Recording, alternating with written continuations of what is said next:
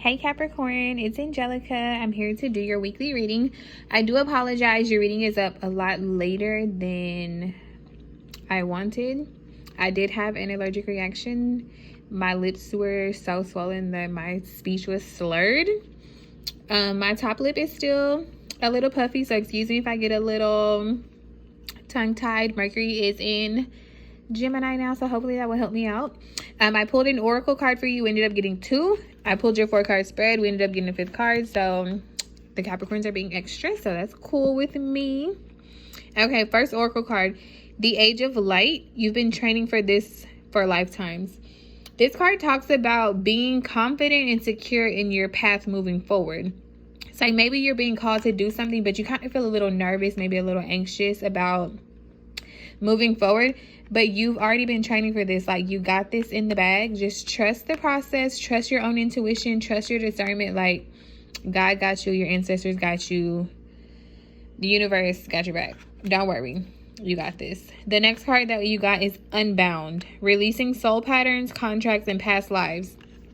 This talks about like cutting cords, letting go of what's not serving you, like healing any past generational trauma. We know that we can hold trauma from like up to, I think it's 7 generations past. So it's like as things come to surface, heal them and release them so that you can kind of clear that lineage and clear that blockage out for yourself, for your ancestors, and then of course for future generations. It's just letting go of what you don't need so that you can move forward. And remember, you've already been training for this. You got this. Oh, in the bottom of your deck, for the initial spread was a Queen of Swords, which is Libra energy, but this is literally cutting people out. Like, everybody gotta go. I did a when I was going through Saturn return, by the way, my Saturn is in Capricorn, so it was a doozy. Dark night of the soul times like 150. But oh, and I'm Libra rising, so there's that. Oh wait, under Queen of Swords you do have the Devil, so there's you. That's your card. It is annoying that your major arcana is a Devil card, right? It just looks whatever. But yeah, this is like cutting out what's not serving you. So I don't know, maybe someone is going through Dark Night of the Soul and you kind of feel like you need to do a liquidation sale, like a everything must go, just getting people up out of here. But yeah, let's jump into it. Your first card out is a Star card. That is a healing energy. Like, this is excuse me, it's also Aquarius, but this is healing. As you can see, she has like a foot on the ground and a foot in the water. It's like balancing spirituality in the 3D world. It's like finding balance within your life, healing yourself, finding peace, but it's also a wish fulfilled. This is an amazing first card out. And I don't know if someone's dealing with an Aquarius, because Aquarius showed up again with this King of Swords. We'll talk about that in a second.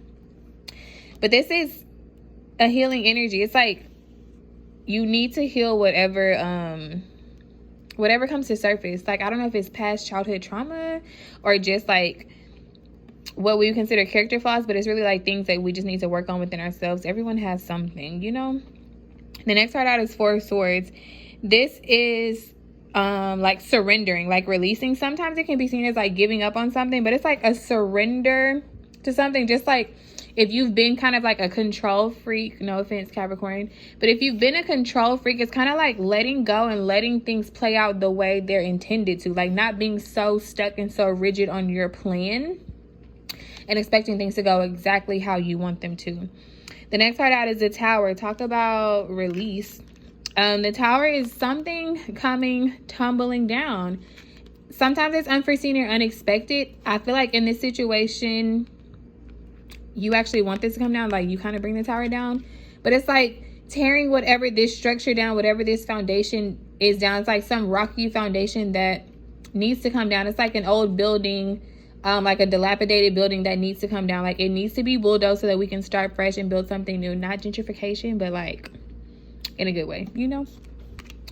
Your next card out is the Princess of Wands. In this deck, Princess is the Page, but this is like excuse me, this is like embarking on a new journey, like a fresh little start, like a message that gets you going, like starting over fresh. And I feel like maybe you feared starting over fresh, because when I pulled when I was pulling the clarifying cards for this, I was trying to remember if it was the actual card of the clarifying cards. When I was pulling the clarifying cards for this, the devil was under the deck when I pulled those.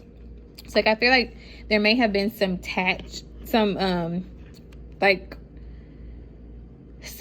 toxic attachments to something, like fear of letting go of something, like again, like some control issues perhaps. Your last card out is the Chariot. This is an amazing last card in the spread because this means that like at the end of the day, like the end of whatever this situation is, like the end of the road for this is you moving forward, like propelling ahead with the Chariot. It's like propelling forward in a positive way. I'll go ahead and show you how we clarified. For the star card, we got the everything is fine. This, in this particular deck, this is the Ten of Swords. So this is saying like, yes, this looks gruesome. Like the swords are literally in her back and her neck. Good grief. And she's saying everything is fine. It's like Capricorns are not always the most expressive, but it's like you kind of hold everything in and you can be going through it. But the 10 is the end. So we know that after 10, it's only up from there because after the 10 is the ace. So whatever this depression is, or heartbreak, or what else, like betrayal, anything negative, any low frequency energy, like it's coming to an end, it's over, and what's coming in its place is a more stable foundation. Again, it's like healing and release so that you can have this stable, sturdy foundation and start a new cycle. This is also Saturn, so this is also you, but it's like starting fresh. Like you've learned some lessons and you're ready to move on if you acknowledge that you've learned lessons. The next card, the Four of Swords, that surrender card. We got the devil. That is you, but it's also, it can also be control or fear or toxic habits. It's like you need to surrender to your control issues, like let it go.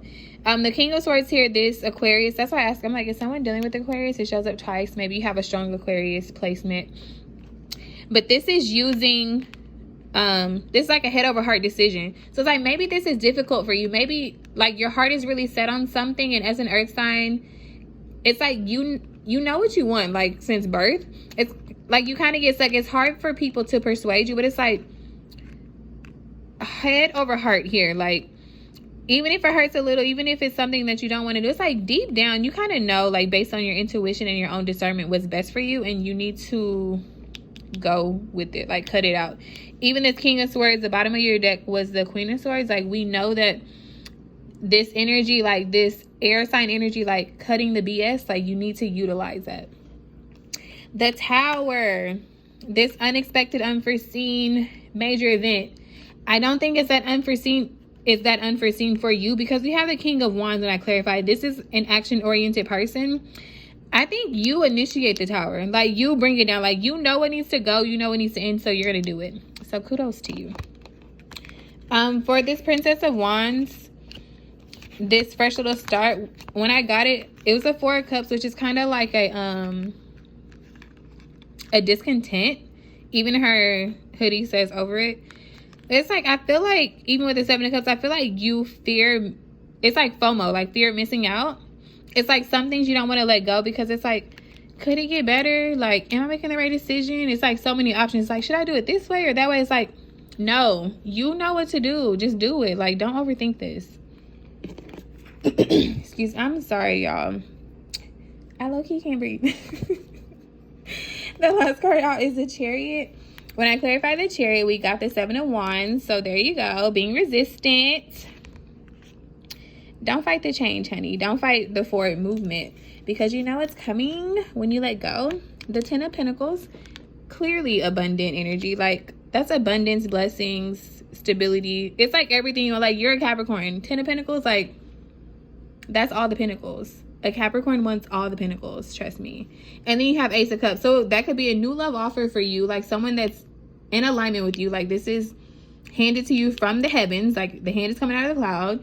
It could be an opportunity, like a job, a dream job for you because the Ten of Pentacles or the Ace of Cups, like this could be a dream job, a dream relationship. The family instability, like the family life stability that you've always wanted. It's like all of your dreams coming true. The first card in your deck was already the Star card. We know that a wish is going to be granted for you, like off top. And the bottom of the clarifying deck is the Queen of Pentacles. So yes, there you go. There you go, Capricorn. All these pentacles, like cut out what needs to go. Don't fret. So yes, that's your reading, Capricorn. This was amazing. I have so many Capricorn placements. Like, I'm claiming this. This is mine. Bye, guys. Oh, if you need to reach me, check the description box. Bye.